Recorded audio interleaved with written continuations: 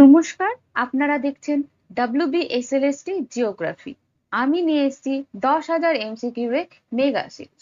আজকে আমরা ইনসোলেশন থেকে পার্ট 3 করব। ঠিক আছে, তাহলে চলুন আজকে ইনসোলেশন থেকে পার্ট 3 প্রথম প্রশ্ন। প্রথম প্রশ্ন কি, দুটি স্থান, ভালো করে পড়বেন, দুটি স্থানের ল্যাটিটিউড একই। কি বলেছে? ল্যাটিটিউড একই। স্থান এ তে আকাশ পরিষ্কার এবং স্থান বি তে ঘন মেঘ রয়েছে। ঠিক আছে, স্থান এ তে আকাশ পরিষ্কার এবং স্থান বি তে ঘন মেঘ রয়েছে। অন্যান্য শর্ত একই হলে কোন স্থানের পৃষ্ঠে ইনসোলেশন, মানে কোন স্থান ও পৃষ্ঠে ইনসোলেশন বেশি হওয়ার সম্ভাবনা রয়েছে, ভালো করে বুঝতে হবে। ঠিক আছে, এখানে বায়ুমণ্ডলের স্বচ্ছতা বা অ্যাটমসফেরিক ট্রান্সপারেন্সি ব্যাপারটা বুঝতে হবে। আমরা কি জানি, সূর্যের রেডিয়েশন যখন মহাকাশে থেকে পৃথিবীর দিকে আসে তখন সারফেসের দিকে অনেক কিছু থাকে, যেমন ক্লাউড থাকে, ডাস্ট পার্টিকেল থাকে, এরোসেল থাকে, তাই তো, ওয়াটার ভ্যাপার থাকে, গ্যাস থাকে। তো এই সমস্ত জিনিস থাকে এবং এর মধ্য দিয়ে কি করছে, সূর্যরশ্মি বা সোলার রেডিয়েশন ভূপৃষ্ঠে আসে। তো এইগুলো যখন থাকে তখন এর মধ্যে কিছু অংশ কি হয়, শোষণ হয়ে যায়, অর্থাৎ অ্যাবজর্পশন হয়, স্ক্যাটারিং হয়ে যায়, এবং কিছু অংশ রিফ্লেক্ট হয়ে যায়। এবং এই সমস্ত কিছুর পর যতটুকু বেঁচে থাকে সেটাই কিন্তু পৃথিবী পৃষ্ঠে আসে। ঠিক আছে, তার মানে বলতে পারি যে পৃথিবীর পৃষ্ঠে কিন্তু আস্তে আস্তে তার পরিমাণ কমতে থাকে। আরেকটা জিনিস বলি, ধরুন দুটো অপশন বলেছে, ঠিক আছে, একই ল্যাটিটিউডে, এটি হচ্ছে এ স্থান আর এটি হচ্ছে বি স্থান। ঠিক আছে, এ স্থানে কি বলছে, আকাশ পরিষ্কার অর্থাৎ ট্রান্সপারেন্সি রয়েছে। তাহলে সূর্য কি হবে, সূর্য ডিরেক্ট, যেহেতু আকাশে কিছু নেই, ডিরেক্ট কিন্তু কি করবে, সারফেসে চলে আসবে, তাই তো, সারফেসে চলে আসবে। অন্যদিকে বিতে কি আছে, ট্রান্সপারেন্সি নেই। ঠিক আছে, বি স্থানে ঘন মেঘ রয়েছে, ঘন মেঘ রয়েছে। তাহলে কি হবে, এই যে সূর্যরশ্মি যে আসছে সেটা কি হবে, কিছুটা শোষণ হয়ে যাবে, কিছুটা রিফ্লেক্ট হয়ে যাবে, কিছুটা অ্যাবজর্পশন হয়ে যাবে, তাই তো। তাই সারফেসে পৌঁছানোর সময় কিছুটা কমে যাবে। কিন্তু এর ক্ষেত্রে দেখছি কি, আকাশ যেহেতু পরিষ্কার সেই জন্য সারফেসে বেশিরভাগ ইনসোলেশন চলে আসছে, এর কোনো বাধা নেই। কিন্তু বিয়ের ক্ষেত্রে বাধা হয়ে দাঁড়াচ্ছে ক্লাউড। ঠিক আছে, তাহলে কি, যখন আরো যদি একটা এক্সাম্পল দিই, ধরুন আপনি একটা খোলা মাঠে দাঁড়িয়ে রয়েছেন, সেখানে আকাশ পরিষ্কার, তাহলে কি হবে, দুপুর বেলায় দাঁড়িয়ে রয়েছেন, সূর্যের আলো আপনার মাথার ওপর বেশি পড়বে। কিন্তু অন্য কোনো দিন সেই একই জায়গায় দাঁড়িয়ে রয়েছেন কিন্তু আপনার মাথার ওপরে মেঘ রয়েছে, তাহলে সূর্যের আলো কি বেশি আপনার অনুভূত হবে? অনুভূত হবে না, তাই তো। তাহলে এখানে বলছে বেশি হওয়ার সম্ভাবনা বেশি কোন স্থানের, মানে এ স্থানের না বি স্থানের? তাহলে এখানে কি হবে, এ স্থানের বেশি হবে, কারণ এ স্থান ক্লিয়ার স্কাই, সেখানে বেশি পরিমাণে ইনসোলেশন চলে আসছে। বি স্থানে কম তাপ অনুভূত হবে, তাই বি স্থান হবে না। উভয় স্থান সমান কখনো হবে না, বা নির্ধারণ করা যায় না, এটা তো হবেই না, কারণ নির্ধারণ করা যায়। ক্লিয়ার স্কাই, স্বচ্ছ আকাশ, তার মানেই ধরে রাখতে হবে ইনসোলেশনের পরিমাণ বেশি। চলুন নেক্সট প্রশ্ন, একটি সৌররশ্মি পৃষ্ঠের সঙ্গে 30 ডিগ্রি কোণ করে আছে, তাহলে জানতে হবে এখানে 30 ডিগ্রি কোণের কথা বলা হয়েছে। অন্য একটি রশ্মি একই পৃষ্ঠে, পৃষ্ঠ কিন্তু একই, লম্বভাবে পতিত হচ্ছে, লম্বভাবে পতিত হচ্ছে, কোনটির হিটিং এফেক্ট প্রতি একক এলাকায় বেশি হবে? এখানে প্রশ্নটা দেওয়ার কারণ, এখানে একটু আলাদা করে দিয়েছে, যে এখানে লম্বভাবে বলছে প্লাস 30 ডিগ্রি কোণ বলছে। তাহলে 30 ডিগ্রি কোণ মানে কি, এখানে লম্বভাবে তো নয়, এটা লম্ব, 30 ডিগ্রি কোণ, তাহলে কি হবে, এটা তির্যক ভাবে বলতে পারি। আর তির্যক ভাবে যখন সূর্যরশ্মি পড়বে তখন কি হবে, সেটি বড় এরিয়া জুড়ে হবে, বড় এরিয়া জুড়ে হবে, এবং সেখানে বেশি বড় এরিয়া জুড়ে হিট বা ইনসোলেশন পৌঁছাবে। কিন্তু লম্বভাবে যখন পড়বে তখন কি হবে, অল্প জায়গা জুড়ে কিন্তু সেই জায়গাটা হিট হবে। তাই তো, বেশি জায়গা হবে না। তাহলে কোনটির এফেক্ট বেশি হবে? সোজা ভাবে যদি বলি, দুটো এলাকা, ঠিক আছে, এখানে সূর্য রয়েছে দুটোরই মাথায়, ঠিক আছে। এবার সূর্য যদি ডিরেক্ট সূর্য রশ্মি দেয় তাহলে কি হবে, এইখানে মানে লম্ব ভাবে যদি দেয়, এই অল্প জায়গা জুড়ে বেশি পরিমাণে সূর্য রশ্মি পাবে বা ইনসোলেশন পাবে। কিন্তু যদি সূর্য রশ্মি তির্যক ভাবে দেয় তাহলে কি হবে, বেশি জায়গা জুড়ে ইনসোলেশন পাবে। এইটাই হচ্ছে মূল বক্তব্য। যদি আমরা এই সূর্যরশ্মি থেকে বাইরে গিয়ে একটি এক্সাম্পল দিই, ধরুন একটি গ্লাসে কি আপনি জল ঢালছেন, তাহলে কি হবে, সেই জলটা অনেক বেশি গভীর হবে। কিন্তু যদি বেশি একটা বড় ট্রেতে আপনি জল ঢালেন তাহলে কি হবে, সেই জলটা বেশি পরিমাণে স্প্রেড করবে, তাই তো। কিন্তু গ্লাসে ঢাললে অল্প জায়গায় জল বেশি গভীর ভাবে পৌঁছতে পারবে। তো ঠিক সোলার এনার্জির ক্ষেত্রেও কিন্তু একই পরিমাণ মানে একই বিষয়টি বোঝানো হচ্ছে। অপশন এতে বলছে 30 ডিগ্রি কোণের রশ্মি, তাহলে 30 ডিগ্রিতে কি পড়ছে, তির্যক ভাবে পড়ছে, অবলিক ভাবে পড়ছে, তাহলে বেশি এরিয়ায় ছড়িয়ে পড়বে। তাহলে এখানে কি হবে, বেশি এলাকায় ছড়িয়ে পড়বে মানে একক এলাকায় বেশি হিট পাবে না, তাহলে এটা হবে না। লম্ব ভাবে পতিত হলে অর্থাৎ ভার্টিক্যাল ভাবে যদি পতিত হয়, কম এলাকায় বেশি পরিমাণের হিট এফেক্ট হবে। তাহলে এখানে অপশন বি সঠিক আনসার হতে পারে। তবে বাকিগুলোও দেখি। শীতে বলছে উভয়টি সমান, কখনোই হবে না। শুধুমাত্র রাত্রে 30 ডিগ্রি কোণে রশ্মি বেশি, তো রাত্রে রশ্মি বেশি এটাও কিন্তু মানে রাতের সাথে এর কোনো সম্পর্ক নেই। তাহলে আনসার হবে অপশন বি, হয়ে যাবে সঠিক আনসার। লম্ব ভাবে পতিত হলেই একমাত্র হিটিং এফেক্ট প্রতি একক এলাকায় বেশি হবে। নেক্সট প্রশ্নে কি বলছে, কোন অঞ্চলে সূর্যের রশ্মিকে দীর্ঘতর অ্যাটমসফেরিক পাথ অতিক্রম করতে হলে কোন প্রভাবটি বেশি প্রত্যাশিত হবে? অ্যাটমসফেরিক পাথ মানে কি, যেই রাস্তা দিয়ে বা যেই বায়ুমণ্ডলের মধ্য দিয়ে যে পথ ধরে রেডিয়েশন আসে তাকে অ্যাটমসফেরিক পাথ বলা হয়। তাহলে সূর্য যখন মাথার কাছাকাছি থাকে তখন কি হয়, তখন কি হয়, যে সূর্য রশ্মি সেটা অ্যাটমসফিয়ার যে মানে সূর্য রশ্মি কি সোজা চলে আসছে, অর্থাৎ এর পথটা কিন্তু ছোট হচ্ছে। কিন্তু যখন সূর্য রশ্মি তির্যক ভাবে আসছে তখন এর পথটা কি হচ্ছে, অনেকটা বেশি হচ্ছে, আর সোজা এলে পথটা কম হচ্ছে। তো এটাই বোঝানো হচ্ছে যে সূর্য রশ্মি অ্যাটমসফিয়ারের মধ্য দিয়ে অনেক বেশি পথ অতিক্রম করে কোন সময়, যখন সূর্য রশ্মি তির্যক ভাবে পড়ে, লম্ব ভাবে পড়লে কম। ঠিক আছে, এটা মাথায় রাখতে হবে, এটা কম আর এখানে হচ্ছে বেশি। ঠিক আছে, তো এখানে অপশন এতে বলছে ইনসোলেশনের অটোনেশন বৃদ্ধি। এবার অ্যাটেনুয়েশন মানে কি, অ্যাটেনুয়েশন মানে হচ্ছে রেডিয়েশনের ইন্টেন্সিটি বা অ্যামাউন্ট কমে যাওয়াকে, বোঝাচ্ছে। এবার দীর্ঘ পথের মধ্যে দিয়ে রেডিয়েশন যখন অ্যাটমসফিয়ারে প্রবেশ করবে তখন অ্যাটমসফিয়ারে কি থাকবে, কিছু গ্যাস থাকবে, গ্যাসেস থাকবে, ডাস্ট থাকবে, ঠিক আছে, অ্যারোসেল থাকবে, ওয়াটার ভ্যাপার থাকবে। তো এই ওয়াটার ভ্যাপার, অ্যারোসেল, ঠিক আছে, এইগুলো ডাস্ট গ্যাস, এইগুলোর সাথে বেশি পরিমাণে ইন্টারাকশন হবে।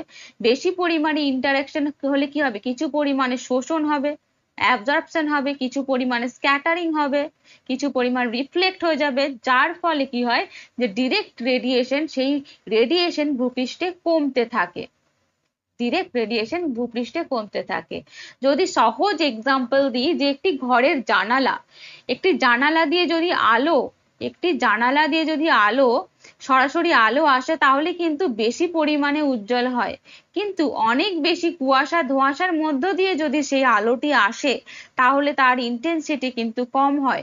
কিন্তু যদি সরাসরি জানালা দিয়ে আলো আসে, সেখানে কিছু না থাকে, তাহলে বেশি ঘরটি আলোকিত হবে। কিন্তু যদি কুয়াশা বা ধোঁয়াশা থাকে তাহলে ইন্টেন্সিটি তার কমে যাবে। ঠিক একই জিনিস বলছে। তাহলে অপশন এতে বলছে ইনসোলেশনের অটোনেশন বৃদ্ধি পাবে, তাহলে একদম ঠিক যে ইন্টারাকশন বেশি হওয়ার সুযোগ হবে যদি তির্যক ভাবে পড়ে। ঠিক আছে, দীর্ঘতর পথ বলেছে তার মানে তির্যক ভাবের কথা বলা হচ্ছে, তাহলে এখানে বেশি পরিমাণ ইন্টারাকশন হবে, ফলে অটোনেশনটা বৃদ্ধি পাবে। ইনসোলেশনে অটোনেশন হ্রাস তো কখনোই হবে না, সূর্যরশ্মির শক্তি বৃদ্ধিও হবে না, এবং অ্যাটমসফেরিকের পথ পরিবর্তন সেটাও কিন্তু কোনোভাবে হবে না, এটার সাথে কোনো রকম সম্পর্কিত নয়। ওকে, ক্লিয়ার? চলুন তাহলে দেখি নেক্সট প্রশ্ন। নেক্সট প্রশ্নে কি বলছে, নিচের কোন পরিস্থিতিতে পৃষ্ঠে ইনসোলেশন সর্বাধিক হওয়ার সম্ভাবনা বেশি? এখানে তাহলে আনসার কি কি হবে সেটা দেখি। প্রথম অপশনে বলছে সূর্যরশ্মি তির্যক এবং ঘন মেঘ, মানে ইনসোলেশন সর্বাধিক হওয়ার সম্ভাবনা বেশি বলছে। তো যদি সূর্যরশ্মি তির্যক ভাবে আসে এবং ঘন মেঘ থাকে তাহলে ইনসোলেশন সর্বাধিক কোনোভাবেই হবে না, অপশন এ কখনোই হবে না। সূর্যরশ্মি প্রায় লম্ব এবং পরিষ্কার আকাশ, সূর্যরশ্মি লম্বভাবে পড়ছে কিন্তু আকাশও পরিষ্কার, তাহলে কিন্তু ইনসোলেশনের পরিমাণ বেশি হওয়ার সম্ভাবনা রয়েছে। অপশন বি আনসার হওয়ার মতো, কিন্তু অপশন সিও দেখবো। সূর্যরশ্মি তির্যক এবং দীর্ঘ অ্যাটমসফেরিক পথ, তাহলে দীর্ঘ পথ অতিক্রম করলে কিন্তু ইনসোলেশনের পরিমাণ কমতে থাকে। আমরা একটু আগে সেটা অ্যানালাইসিস করলাম কেন কমতে থাকে। সূর্যোদয়ের সময় প্লাস ঘন কুয়াশা, ঘন কুয়াশা থাকলে ইনসোলেশন কখনো বেশি হবে না, তাহলে এখানে অপশন বি হয়ে যাবে সঠিক আনসার। তবে বি কেন হলো, এখানে তিনটে জিনিস আমাদের একসাথে বুঝতে হবে, যে লম্বভাবে পড়ছে, সূর্য লম্বভাবে পড়ছে মানে একটি ছোট এরিয়াতে বেশি পরিমাণের তাপ পাচ্ছে বা কনসেন্ট্রেটেড বেশি হচ্ছে ছোট এরিয়াতে। সাথে কি যে ক্লিয়ার স্কাই, আকাশে স্বচ্ছতা রয়েছে, সেই জন্য এখানে রিফ্লেকশন বা অ্যাবজর্পশন, শোষণ, তারপর হচ্ছে রিফ্লেকশন, স্ক্যাটারিং এর পরিমাণটা নেই, এর পরিমাণটা কম, থাকার ফলে বেশি পরিমাণে ইনসোলেশন আসছে। এছাড়া কি যে সূর্য রশ্মি কিন্তু ডিরেক্ট লম্বভাবে পড়ছে, অর্থাৎ এর অ্যাটমসফেরিক যে পথ সেটা কিন্তু ছোট এবং বা কম, সেই জন্য কিন্তু ডিরেক্ট সারফেসে চলে এসে সারফেসকে উত্তপ্ত করছে বা ইনসোলেশন বেশি হচ্ছে। বোঝা গেল? নেক্সট প্রশ্ন, এখানে অ্যাজারসন রিজনিং প্রশ্ন দিয়েছে। প্রথম অ্যাজারসনে বলছে নিরক্ষরেখা থেকে মেরুর দিকে সাধারণত ভাবে বার্ষিক ইনসোলেশন হ্রাস পায়। ঠিক আছে, তাহলে নিরক্ষরেখা থেকে মেরুর দিকে বলছে, অর্থাৎ এটি যদি পৃথিবী হয়ে থাকে এটি নিরক্ষরেখা। ঠিক আছে, এবং এই নিরক্ষরেখা আর এই দুটো হচ্ছে মেরু, তো নিরক্ষরেখা থেকে মেরুর দিকে যত যাবে তত ইনসোলেশনের পরিমাণ হ্রাস পায়, এটা বলছে অ্যাজারসনে। রিজনে কি বলছে, উচ্চ অক্ষাংশে সূর্যরশ্মি বেশি তির্যক ভাবে পতিত হয়, তুলনামূলকভাবে বৃহৎ এলাকায় ছড়িয়ে পড়ে। ঠিক আছে, তো আমরা এতক্ষণ যা কনসেপ্ট পড়লাম তাতে এই আনসারটা করে নেওয়াটা খুব ইজি। ঠিক আছে, তবু আমি বলে রাখি যে এখানে আমরা জানি সাধারণত ল্যাটিটিউড যত বাড়বে, ঠিক আছে, ল্যাটিটিউড যত বাড়বে তত কি হয়, যে সোলার অল্টিটিউড তত কমবে এবং সোলার রে বেশি ভাবে তির্যক ভাবে পড়বে, অর্থাৎ হাই অল্টিটিউড সোলার অল্টিটিউড কম। ঠিক আছে, মানে যত অক্ষাংশ বাড়বে তত কিন্তু সোলার অল্টিটিউড কমতে থাকবে এবং কি হবে, সোলার রে বা সূর্য রশ্মি তির্যক ভাবে পড়বে।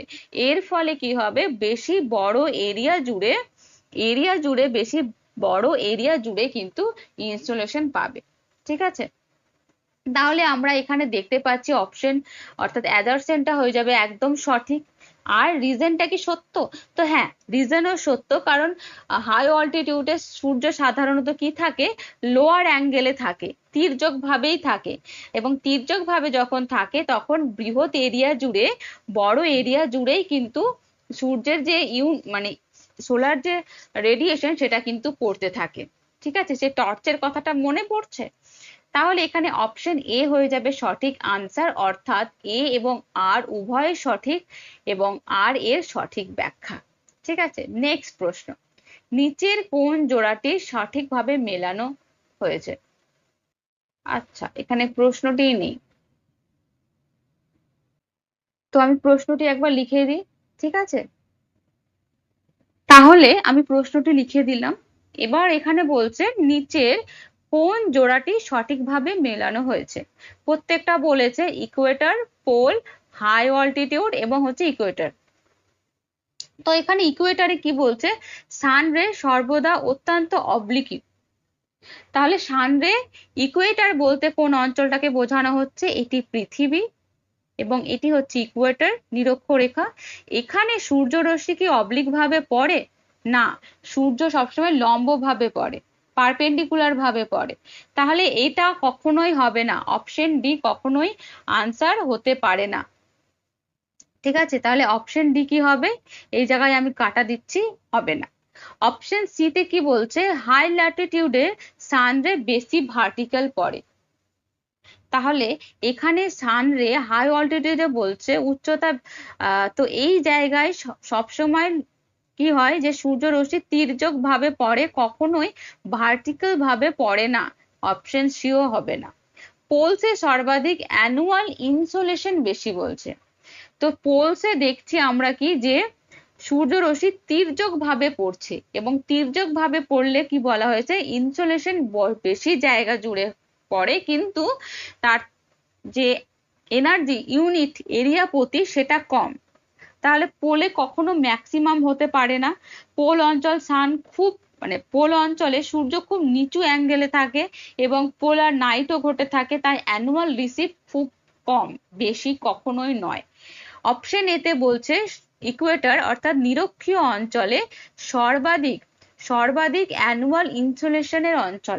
হ্যাঁ, একদম এটা সঠিক আনসার হয়ে যাবে অপশনে, অর্থাৎ শুধুমাত্র এ হয়ে যাবে সঠিক আনসার। কারণ সূর্য লম্বভাবে কিরণ দিচ্ছে নিরক্ষীয় অঞ্চলে। তো নিরক্ষীয় অঞ্চলে যখন ডিরেক্ট সান রে পড়ছে ভার্টিক্যাল ভাবে, পারপেন্ডিকুলার ভাবে, তাহলে সেখানে বেশি পরিমাণে ইনসোলেশন পড়ছে, অর্থাৎ অ্যানুয়াল ইনসোলেশনের পরিমাণও বেশি হবে। ক্লিয়ার? নেক্সট প্রশ্ন, নেক্সট প্রশ্নে কি বলছে, এখানে নিচে বিবৃতিগুলি বিবেচনা করুন, স্টেটমেন্ট প্রশ্ন দিয়েছে। তো প্রথমে কি বলছে, ইনসোলেশন পৃথিবীর তাপমাত্রা বন্টনে গুরুত্বপূর্ণ ভূমিকা পালন করে। তাহলে স্টেটমেন্ট ওয়ানে কি বলছে, যে সোলার এনার্জি পৃথিবীর ক্লাইমেট সিস্টেমের প্রধান এনার্জি ইনপুট। ঠিক আছে, পৃথিবীর তাপমাত্রা বন্টনে গুরুত্ব বলেছে।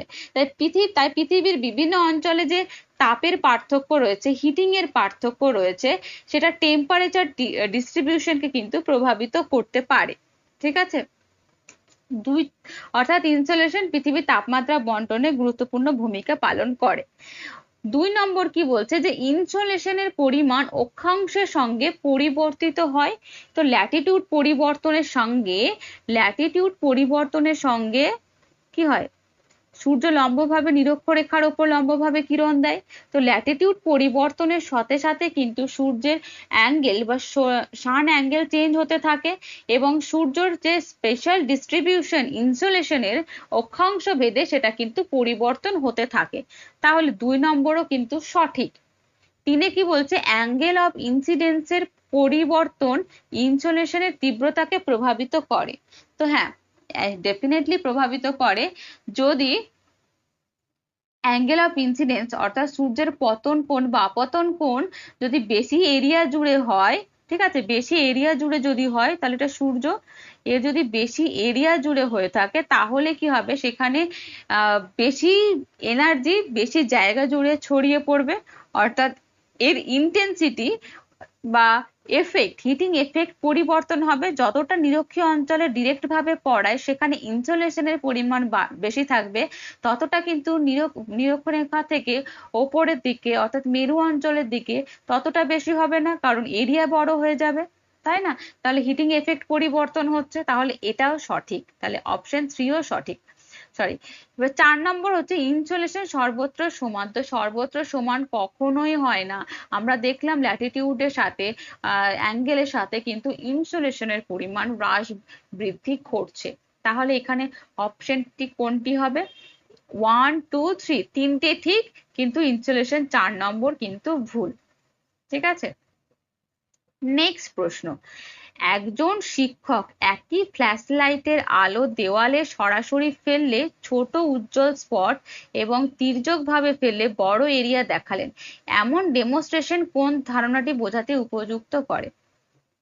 ঠিক আছে, তাহলে টিচার কি করছে? একটি টর্চকে কি করছে? ডিরেক্ট লাইট ফেলছে, তাহলে কি ছোট ছোট স্পট হচ্ছে। এক মিনিট, ডিরেক্ট ভাবে ফেলছে তাহলে ছোট ছোট স্পট হচ্ছে। কিন্তু যখন এই টর্চটি যখন অ্যাঙ্গেল করে পড়ছে বা তির্যক ভাবে পড়ছে, তখন স্পট গুলো কি হবে? বড় এরিয়া জুড়ে ছড়িয়ে পড়বে, তাই তো, বড় এরিয়া জুড়ে ছড়িয়ে পড়বে। তাহলে এখানে বুঝতে হবে, এখানে ফ্ল্যাশ লাইট বা টর্চটাকে সূর্য ধরতে হবে, এবং এই যে ওয়ালের ওপর কি পড়বে? আর্থ, দেওয়ালটাকে আর্থ সারফেস ধরতে হবে, পৃথিবী পৃষ্ঠ ধরতে হবে। এবং এই যে অ্যাঙ্গেল সোজা ভাবে পড়লে সবসময় কি অল্প জায়গা জুড়ে কনসেন্ট্রেটেড এনার্জিটা বেশি হয়ে থাকে, কিন্তু তির্যক ভাবে পড়লে কিন্তু বেশি জায়গা জুড়ে এনার্জি স্প্রেড হয়ে থাকে। ঠিক আছে, এটা কোরিওলিস ফোর্সের সঙ্গে সম্পর্কিত নয়। কোরিওলিস ফোর্স বা কোরিওলিস বল কি পৃথিবীর যে দিক বিক্ষেপকারী একটি বল বা ফোর্স। ঠিক আছে, এটি কি করে? পৃথিবীর ঘূর্ণনের কারণে যে চলমান বায়ু রয়েছে বা সমুদ্র স্রোত রয়েছে, এদের দিকটাকে পরিবর্তন করে ফেলে। হ্যাঁ, কিন্তু ফ্ল্যাশ লাইটের আলো ছোট বা বড় এরিয়া জুড়ে পড়ার সাথে সম্পর্কিত। তাহলে এখানে কোরিওলিস ফোর্সের সাথে এই টর্চ লাইটের বা এই কনসেপ্টের কোনো মিল নেই, তাহলে এখানে কোরিওলিস ফোর্স কিন্তু হবে না। অ্যাঙ্গেল অফ ইনসিডেন্স এবং সোলার ইন্টেন্সিটি, তাহলে অ্যাঙ্গেল অফ ইনসিডেন্স বা আপাতন কোণ, অর্থাৎ ভূপৃষ্ঠের ওপর ইনসোলেশন অর্থাৎ রেডিয়েশন কোন কোন কোণে এসে পড়ছে, কিভাবে লম্বভাবে পড়ছে না তির্যক ভাবে পড়ছে, সেইটার উপর নির্ভর করছে। যত বেশি লম্বভাবে পড়বে তত বেশি এনার্জি কনসেন্ট্রেশন হবে, যত তির্যক ভাবে পড়বে তত বড় এরিয়া জুড়ে, সেটা অবলিক ভাবে পড়লে বড় এরিয়া জুড়ে এনার্জিটা ডিস্ট্রিবিউশন হবে, স্প্রেড হবে। তো তাই ডেমনস্ট্রেশনে যে অ্যাঙ্গেল অফ ইনসিডেন্স এবং সারফেস অফ রেডিয়েশন ইন্টেন্সিটি ধারণাকে বোঝানোর ক্ষেত্রে কিন্তু সঠিক উপযুক্ত হতে পারে, রাদার দ্যান এই যে অ্যাটমসফেরিক প্রেসার বলছে, বায়ুমণ্ডলীয় চাপ, এটা কিন্তু সাধারণত বায়ুর ওজন এবং বায়ু চাপের সাথে সম্পর্কিত, তাই না? যেমন উচ্চচাপ নিম্নচাপ, বায়ু উচ্চচাপ থেকে নিম্নচাপের দিকে ছোটে, এর ফলে যে একটা ঢাল দেখা যায় তাকে প্রেসার গ্রেডিয়েন্ট বলে, উইন্ড প্রেসার, এইগুলোর সাথে রিলেটেড। এখানে ডেমনস্ট্রেশনের সাথে কোনোভাবেই কিন্তু রিলেটেড নয়, তাই অপশন সি কোনো মতেই হবে না। Adiabatic lab state, adiabatic lab state মানে কি? যে এই অ্যাডিয়াবেটিক ল্যাব স্টেটও ডেমনস্ট্রেশনের সাথে উপযুক্ত নয়, কারণ আমরা অ্যাডিয়াবেটিক ল্যাব স্টেটে কি জানি? যে বায়ু ওপরে উঠে যায়, ওপরে উঠে গিয়ে তার প্রেসার, চাপ সেটা কমতে থাকে। তার ফলে কি হয়? যে বাতাস চারিদিকে ছড়িয়ে পড়ে, টেম্পারেচার আবার কমে যায়, শীতল হয়, আবার নিচের দিকে চলে আসে। তো এই সমস্ত জিনিসগুলোকে অ্যাডিয়াবেটিক ল্যাব স্টেটের মধ্যে পড়ে, তো এটার সাথে সম্পর্কিত নয়। তো এখানে অপশন বি হয়ে যাবে সঠিক আনসার। নেক্সট প্রশ্ন হচ্ছে, নিচের কোন ঘটনাটি প্রমাণ করে যে ঋতু পরিবর্তনের প্রধান কারণ শুধুমাত্র পৃথিবী সূর্যের দূরত্বের পরিবর্তন নয়? তাহলে এখানে কিন্তু ঋতু পরিবর্তনের প্রধান কারণ শুধুমাত্র সূর্য পৃথিবীর দূরত্বের পরিবর্তন নয়, এটি বলা হয়েছে। তাহলে অনেকে কি মনে করে যে পৃথিবী যখন সূর্যের কাছে চলে আসে তখন গরম হয়ে যায়, কিন্তু যখন দূরে চলে যায় তখন ঠান্ডা হয়ে যায়। এইটা অনেকে মনে করে, কিন্তু এটা ঋতু পরিবর্তনের মূল কারণ নয়। কারণটা জানা খুব ইম্পর্টেন্ট, এবং কারণটা খুব গুরুত্বপূর্ণ বিষয়। তো দুটো মাস ধরবো, প্রথমে হচ্ছে জানুয়ারি। ঠিক আছে, জানুয়ারি মাস, এই জানুয়ারি মাসে কি হয়? পৃথিবী সূর্যের তুলনামূলকভাবে কাছে অবস্থান করে, কিন্তু তখন কি হয়? এই যে এটা পৃথিবী, আর পৃথিবীর ওপরটা হচ্ছে উত্তর গোলার্ধ, এটি কর্কট ক্রান্তি রেখা, এবং এখানে ভারতের অবস্থান, তাই তো, এটা মকর ক্রান্তি রেখা। তো এই উত্তর গোলার্ধে তখন শীতকাল হয়। শীতকাল হওয়ার ফলেই সূর্য মানে যদি সূর্য যদি শুধু সূর্যের কাছে থাকার জন্য গরম হতো, তাহলে জানুয়ারি মাসে উত্তর গোলার্ধে গরম হওয়ার কথা ছিল, শীত কিন্তু বাস্তবে কিন্তু এই জানুয়ারি মাসে আমরা দেখি আমাদের এখানে শীত হয়, তাই না? কিন্তু এই জানুয়ারি মাসেই পৃথিবী সূর্যের সব থেকে বেশি কাছে থাকে। তাহলে এই জিনিসটা যে সূর্যের কাছে থাকলে গরম আর সূর্য থেকে দূরে থাকলে ঠান্ডা, এই কনসেপ্ট মিলছে না। তাহলে শীত হচ্ছে কেন? কারণ পৃথিবী কত ডিগ্রি বা কত অক্ষ ডিগ্রি হেলে রয়েছে? 23.5 ডিগ্রি, 23.5 ডিগ্রি অক্ষে হেলে আছে। এবার জানুয়ারিতে উত্তর গোলার্ধে সূর্যের দিকে না হেলে বরং সূর্যের বিপরীত দিকে হেলে থাকে। আর একটু ছবির আকারে দেখাই। তো আমাদের পৃথিবীর মধ্যে ভারতের অবস্থান তো দেখলেন। এবার আমি সূর্যের সাথে অবস্থানটা দেখিয়ে দিলে আরো বেশি ক্লিয়ার হয়ে যাবে। ঠিক আছে? যে এটি হচ্ছে সূর্য। আর কি বললাম? পৃথিবী 23.5 ডিগ্রি অক্ষের সাথে হেলে থাকে, তাই তো? তো এর সাথে জানুয়ারি মাস এবং দুটো মাস দেখবো, একটি হচ্ছে জুলাই এবং জানুয়ারি। এটি হচ্ছে জুলাই এবং এটি হচ্ছে জানুয়ারি। তো এই জানুয়ারি মাসে সব থেকে বেশি এটি পৃথিবী সব থেকে বেশি কাছে থাকে পৃথিবী এবং সূর্যের। ঠিক আছে? জানুয়ারি মাসে কত কাছে থাকে? 14,70,00,000। ঠিক আছে? এটি পৃথিবী এবং পৃথিবী কত ডিগ্রি, মানে কত ডিগ্রি কোণে বা কত ডিগ্রি অক্ষের সাথে হেলে থাকে? 23.5 ডিগ্রি। এবার এই জায়গাটা দেখছি যে জানুয়ারি মাসে পৃথিবী হেলে রয়েছে কোন দিকে? সূর্যের বিপরীত দিকে হেলে রয়েছে। ঠিক আছে? সূর্যের দিকে হেলে নেই কিন্তু, এটি এই দিকে কোণ করে হেলে রয়েছে, অর্থাৎ এই সাইডে হেলে রয়েছে, আর সূর্য রয়েছে এইখানে। তাহলে বিপরীত দিকে হেলে থাকে। এর ফলে কি হয়? উত্তর গোলার্ধে উত্তর গোলার্ধে সূর্য রশ্মি তির্যক ভাবে পড়ে, এবং তির্যক ভাবে পড়লে আমরা কি জানি? যে বেশি এলাকা জুড়ে পড়বে, অর্থাৎ সোলার এনার্জি কম পড়ছে। সেই জন্য দিনের দৈর্ঘ্য তুলনামূলকভাবে কম হয়, তাই শীতল হয়। ঠিক আছে? তাই শীতকাল হয়। তো এখানে যে জিনিসটা বলেছে যে পৃথিবীর, মানে এবার আমরা প্রথমে অপশন মানে অপশন ওয়াইজ আনসার গুলো দেখবো। যে প্রথম অপশনে কি বলছে? পৃথিবী কক্ষপথ উপবৃত্তাকার, এলিপ্টিক্যাল অরবিট। ঠিক আছে, পৃথিবী উপবৃত্তাকার আছে ঠিকই, কিন্তু এটা ঋতু পরিবর্তনের প্রধান কারণ নয়, কখনোই হবে না। বিতে কি রয়েছে? জানুয়ারিতে পৃথিবী সূর্যের কাছাকাছি থাকা সত্ত্বেও উত্তর গোলার্ধে শীতকাল থাকে। তো হ্যাঁ, উত্তর গোলার্ধে শীতকাল থাকে একদম। তো এটা আনসার হয়ে যাবে, সঠিক আনসার। পৃথিবী সূর্যের চারিদিকে ঘোরে। তো এটা তো ঘোরে, এটা হচ্ছে রিভলিউশন, মানে এটা তো গুরুত্বপূর্ণই, কিন্তু এই অপশনটি এই প্রশ্নের জন্য সঠিক আনসার নয়। পৃথিবী নিজের অক্ষে ঘোরে, এটাও কিন্তু মূল কারণ নয়। তাহলে এখানে অপশন বি হয়ে যাবে সঠিক আনসার। ঠিক আছে? এবং আজকের লাস্ট প্রশ্ন, নিচের কোনটি ইনসোলেশনের ডিস্ট্রিবিউশনের সম্পর্ক সবচেয়ে বেশি মানে যথাযথ বিবৃতি? তাহলে এখানে কি বলছে? যে ইনসোলেশনের ডিস্ট্রিবিউশন, আমরা জানি ইনসোলেশনের ডিস্ট্রিবিউশন কিসের উপর নির্ভর করে? একটা হচ্ছে অ্যাঙ্গেল অফ ইনসিডেন্স বা আপাতন কোণের ওপর, আপাতন কোণ বা পতন কোণ। ঠিক আছে? বা পতন কোণ। তাছাড়া কি সূর্যালোকের সময়কাল, ঠিক আছে, দিনের দৈর্ঘ্য, এইগুলোর ওপর তো নির্ভর করে। বা অ্যাটমসফেরিক কন্ডিশন কেমন রয়েছে, সেটা যদি মেঘাচ্ছন্ন অবস্থায় থাকে তাহলে ইনসোলেশনের পরিমাণ কম থাকবে। তো এই জিনিসগুলোর উপর নির্ভর করে থাকে। আমরা এগুলো বারবার আলোচনা করেছি, তো এখানে ডিটেলে যাচ্ছি না, ডিরেক্ট অপশনে চলে যাচ্ছি। প্রথম অপশন এতে বলছে শুধুমাত্র ল্যাটিটিউডের ওপর ইনসোলেশন নির্ভর করে। তো না, শুধু ল্যাটিটিউড না, একমাত্র ফ্যাক্টর কখনোই হতে পারে না শুধু ল্যাটিটিউড। তো অপশন এ কখনোই হবে না।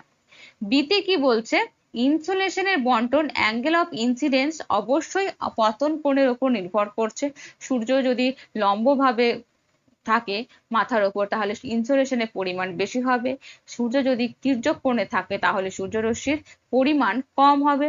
ডিস্ট্রিবিউশন অফ সানশাইন, দিনের দৈর্ঘ্য যদি বেশি হয় ইনসোলেশন বেশি পরিমাণে পাওয়া যাবে, দিনের দৈর্ঘ্য ছোট হলে ইনসোলেশন কম পাওয়া যাবে, একদম ঠিক। অ্যাটমসফেরিক কন্ডিশন, আকাশে যদি মেঘ ডাস্টের পরিমাণ বেশি থাকে ইনসোলেশন কম আসবে। আকাশ যদি ক্লিয়ার থাকে, পরিষ্কার থাকে, স্বচ্ছ থাকে, তাহলে ইনসোলেশনের পরিমাণ বেশি থাকবে।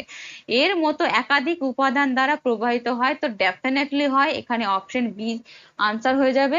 তবে সি এবং ডি দেখবো। মেরু অঞ্চলে সূর্যরশ্মি ভার্টিক্যাল হওয়ায় কখনোই ভার্টিক্যাল হয় না। মেরু অঞ্চলে, মেরু অঞ্চলে কি হয়, অবলিক হয়, তির্যক ভাবে পড়ে, তো এটা কখনোই সি হবে না। ডিতে বলছে মেঘ এবং অ্যাটমসফেরিক ডাস্ট ইনসোলেশনের উপর কোনো প্রভাব ফেলে না, তো প্রভাব তো ডেফিনেটলি ফেলে। আকাশে মেঘ থাকলে, ডাস্ট থাকলে অ্যাবজর্পশন, স্ক্যাটারিং, রিফ্লেকশন এইগুলোর ঘটতে থাকবে, তার ফলে অ্যালবিডোর পরিমাণ বাড়তে থাকবে এবং কার্যকরী ইনসোলেশন পৃথিবীতে কম পৌঁছাবে। তো থ্যাংক ইউ, আজকের মতো এখানে। দেখা হচ্ছে নেক্সট পার্টে ইনসোলেশন থেকে।